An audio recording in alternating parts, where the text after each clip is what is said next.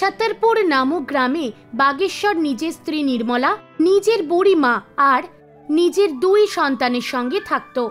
ওর দুই সন্তানের মধ্যে একটি মেয়ে সীমা আর একটা ছোট ছেলে রিঙ্কু ছিল। নির্মলা ভগবান শিবের খুব পুজো করত। প্রত্যেক সোমবার ও মন্দিরে যেত আর রিঙ্কুও ওর সঙ্গে যেত। রিঙ্কুও ভগবান শিবের খুব ভক্তি করত। ও শিব মূর্তির কাছে গিয়ে নিজের মনের সব কথা বলতো। রিঙ্কু নিজের বাড়ির ছোট্ট মন্দিরে ভগবান শিবের কাছে গিয়ে বলল, ভগবান আপনি তো জানেন কাল আমাদের স্কুলে মুখ্যমন্ত্রী আসছেন, তাই স্কুলের শিক্ষক বলেছেন যাতে পরিষ্কার পরিচ্ছন্ন ইস্ত্রি করা জামা পরে যাই। আচ্ছা ভগবানজি, আপনিও ছোটবেলায় স্কুলে যেতেন না? তখন সীমা এসে বলল, আরে রিঙ্কু, ভগবানের মূর্তির সঙ্গে কি কথা বলছো? উনি থোড়ি স্কুলে যেতেন। চলো তাড়াতাড়ি স্কুলের জন্য রেডি হও, অনেক দেরি হয়ে যাচ্ছে। দুই ভাই বোন স্কুল যাওয়ার জন্য তৈরি হয়ে যায়। নির্মলা তার ছেলে মেয়েদের টিফিন প্যাক করে দেয়। তারপর নির্মলা বাগেশ্বরকে বলে, কি গো শুনছো, কাল ওদের স্কুলে মুখ্যমন্ত্রী আসছে, ওদের ভালো করে জামা কাপড় পরিয়ে নিয়ে যেতে বলেছে। কিন্তু রিঙ্কুর জুতোটা তো ছিঁড়ে গেছে, ওর জন্য নতুন জুতো নিতে হবে। তুমি এখন কিনতে পারবে? বাগেশ্বর বলল, এই মাসের তো সব টাকাই শেষ হয়ে গেছে, কি করে আনবো? এক কাজ করি, মালিকের কাছ থেকে আজ কিছু টাকা নিয়ে নি, পরে কাটিয়ে নেব। বাগেশ্বর একটা ভাড়ার দোকানে কাজ করে। এর মাইনে থেকেই কোনো রকমে ওর সংসার চলতো। ও মালিকের কাছে টাকা চাইলো, মালিক টাকা দিয়ে দিল। ওই পয়সা দিয়ে বাগেশ্বর রিঙ্কুর জন্য নতুন জুতো কিনলো।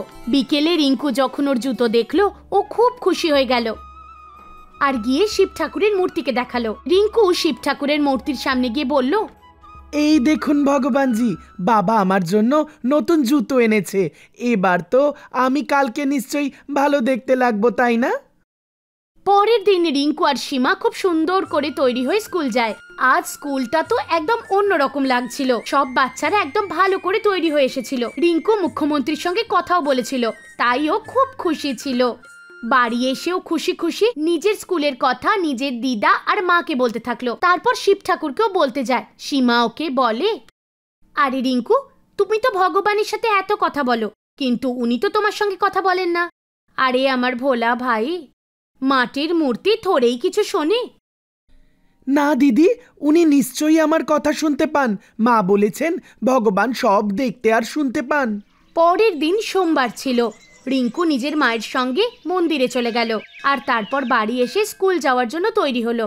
তারপর কিছু একটা ভাবতে থাকলো আর তাড়াতাড়ি গিয়ে শিব ঠাকুরকেও বলল, ভগবানজি, আমার দিদা বলছিল আপনি আমার কোনো কথাই নাকি শোনেন না। আমি তো আপনার সাথে দেখা করতে চাই, আপনি কেন আমার সাথে দেখা করতে আসেন না?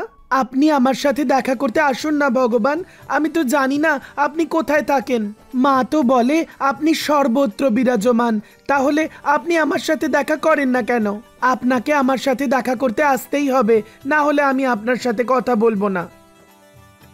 বাবা রিঙ্কু, যাও, তোমার দিদি তোমার জন্য অপেক্ষা করছে, স্কুল যেতে তো দেরি হয়ে যাচ্ছে। রিঙ্কু স্কুলে তো চলে যায়, কিন্তু সারাদিন ভগবান শিবের কথাই ভাবতে থাকে আর মনে মনে ওনার ওপর রাগও দেখাতে থাকে। রাতে যখন ও ঘুমোচ্ছিল তখন ভগবান শিব আসেন আর ভালোবেসে ওকে ঘুম থেকে তোলে। রিঙ্কু, বাবা রিঙ্কু, দেখো আমি তোমার সাথে দেখা করতে এসেছি। সন্ধেবেলায় তুমি আমার সাথে কথা বলনি, আমাকে বলনি যে আজ স্কুলে কি হলো। না ভগবানজি, আর আমি রাগ করে নেই, এবার আমি খুব খুশি আপনি তো আমার কাছে এসেছেন। আপনি বসুন না, আমি আপনার জন্য কিছু নিয়ে আসি। রিঙ্কু দৌড়ে দৌড়ে রান্নাঘরে গেল আর এদিকে ওদিকে খাবার জন্য খুঁজতে থাকলো, কিন্তু খাবার জিনিস কিছুই খুঁজে পেল না। তখন ও দুধের বাসন থেকে দুধ নিয়ে গ্লাসে ভরে চিনি দিয়ে নিয়ে আসে আর শিব ঠাকুরকে দেয়। এই নিন ভগবানজি, খাওয়ার তো কিছুই পেলাম না, তাই আপনার জন্য দুধ নিয়ে এলাম। আপনি তো দুধ পছন্দ করেন নিশ্চয়ই। হ্যাঁ বাবা, আমি দুধ খুবই পছন্দ করি।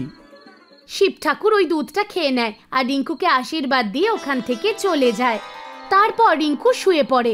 সকালে নির্মলা ওকে ঘুম থেকে ডাকতে এলো আর দেখলো ওখানে একটা গ্লাস রয়েছে আর ওর মধ্যে দুধ লেগেছিল।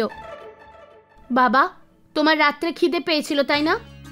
না মা, রাত্রে শিব ঠাকুর আমার সাথে দেখা করতে এসেছিল, আমি দুধ ওনাকেই দিয়ে দিয়েছি।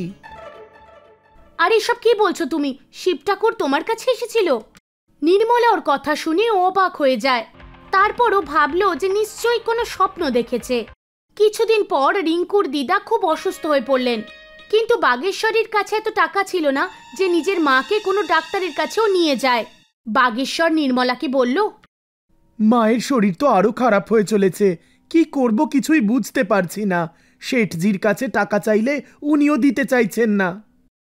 দুজনে একে অপরের সঙ্গে কথা বলছিল আর রিঙ্কু শুনে ফেলল। ও দৌড়ে শিব ঠাকুরের মূর্তির কাছে গেল আর হাত জোর করে বলল, ভগবানজি, আমার বাবার কাছে তো টাকা পয়সা কিছু নেই, উনি ঠাকুমার চিকিৎসা কেমন করে করাবেন? এবার কি করব ভগবানজি, কিছু তো বলুন। এবার আপনিই কিছু করুন, যে করেই হোক আমার ঠাকুমাকে ঠিক করে দিন ভগবান। রিঙ্কু খুব উদাস হয়ে যায়। কিছুক্ষণের মধ্যেই এক ব্যক্তি বৈদ্যের রূপে ওর বাড়িতে আসে আর দরজা ঠকঠক করে। বাগেশ্বর দরজা খোলে।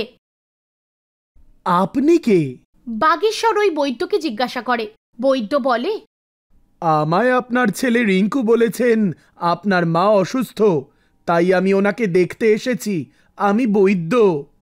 ও ভেতরে যায় আর মাকে দেখার পর ওষুধ দিয়ে যায়। ওদিকে নির্মলা ওনার জন্য চা তৈরি করতে যায়, আর যখন চিনির কৌটো খোলে দেখে ওর মধ্যে টাকা রয়েছে, যেটা দেখে ও প্রচন্ড আশ্চর্য হয়ে যায়। তখনই বাগেশ্বর রান্নাঘরে আসে। নির্মলা, তাড়াতাড়ি চা করে দাও। আরে এই দেখো, এই কৌটোয় কি জানি কি করে এত টাকা চলে এসেছে। দুজনে তো একদম অবাক হয়ে যায়, কিন্তু তখনই বাগেশ্বর ওখান থেকে কিছু টাকা নিয়ে বৈদ্যকে দিতে যায়, কিন্তু বৈদ্য টাকা নিতে রাজি হয় না আর ওখান থেকে চলে যায়। তখন নির্মলা রিঙ্কুকে টাকার কথা জিজ্ঞাসা করলো। রিঙ্কু বলল, আরে মা, মনে হয় এ টাকা শিবজি পাঠিয়েছেন। আমি ওনাকে বলেছিলাম যে ঠাকুমার চিকিৎসা করার টাকা আমার বাবার কাছে নেই। নির্মলার বাগেশ্বর তো হতভম্ব হয়ে যায়। ওরা বাড়ির মন্দিরে গিয়ে শিব ঠাকুরের সামনে হাত জোর করে বলে, হে ভগবান, আমি তো কিছুই বুঝতে পারছি না। এত টাকা সারা জীবনে তো আমি একসাথে চোখে দেখিনি। হে ভগবান, আপনি আমার এই শঙ্কা দূর করুন। ওর কথা শুনে ভগবান শিব প্রকট হয়ে যান। বাগেশ্বর, আমি তোমার ছেলের সরলতায় প্রসন্ন হয়েছি, আর তাই আমি এই টাকা তোমাদের দিয়েছি। আমার আশীর্বাদে ওই ডিব্বা কখনো খালি হবে না। শুধু তোমরা ভালো কাজ করে যেও, কখনো টাকার অপব্যয় করো না, আর যার দরকার তাকে সাহায্য করো, না হলে আবার দারিদ্রতার মুখ দেখতে হবে। এরপর ভগবান শিব অন্তর্ধান হয়ে যান। এদিকে বাগেশ্বরের মা একদম ঠিক হয়ে যায়। এবার ওর বাড়িতে সবকিছু ভালো হচ্ছিল। রিঙ্কুর মনে ভগবান শিবের জন্য ভক্তি বেড়েই যাচ্ছিল। এবার ওদের কাছে ভগবান শিবের দয়ায় কোনো কিছুর অভাব ছিল না। বন্ধুরা, এই গল্প থেকে আমরা এই শিক্ষা পাই, যদি মানুষ সঠিক কর্ম করে আর মন সত্যি হয়, তাহলে ভগবান সবসময় তার ওপর নিজের আশীর্বাদ বজায় রাখেন।